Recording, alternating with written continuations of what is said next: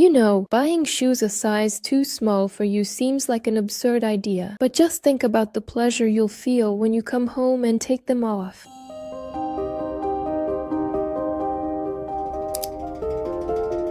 Today, as part of preparing for a seminar, I finished reading Camus' work, The Rebel.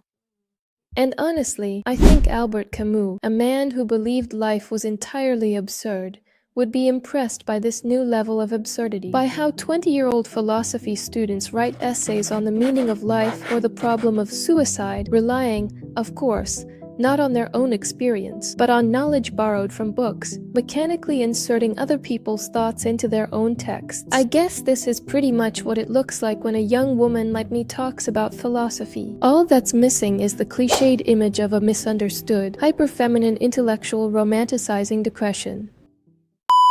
Meanwhile, Camus himself, born into a family of Algerian migrants during the so-called phony war, grew up in an environment of poverty and oppressive social exploitation. He really went through a lot when it turned out that the ideas of goodness, justice, and rationality instilled in him by books and school during childhood did not match the harsh reality. However, Camus himself wrote that even in a meaningless world, beauty still persists.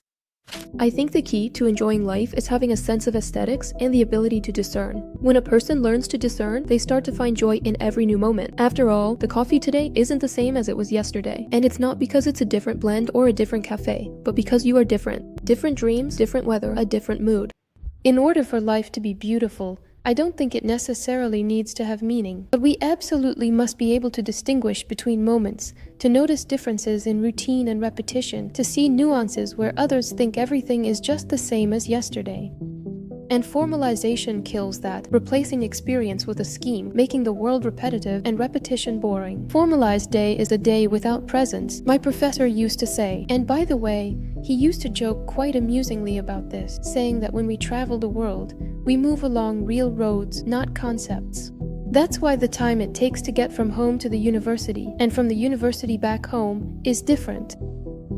And you might even think that the distance itself is different, not geographically, but aesthetically. And it's actually routine and repetition that allow us to feel the difference. Without repetition, there would be no difference, and without difference, there would be no pleasure in existence itself. It's repetition that creates the sense of novelty. So, as Camus would say, imagine Sisyphus happy.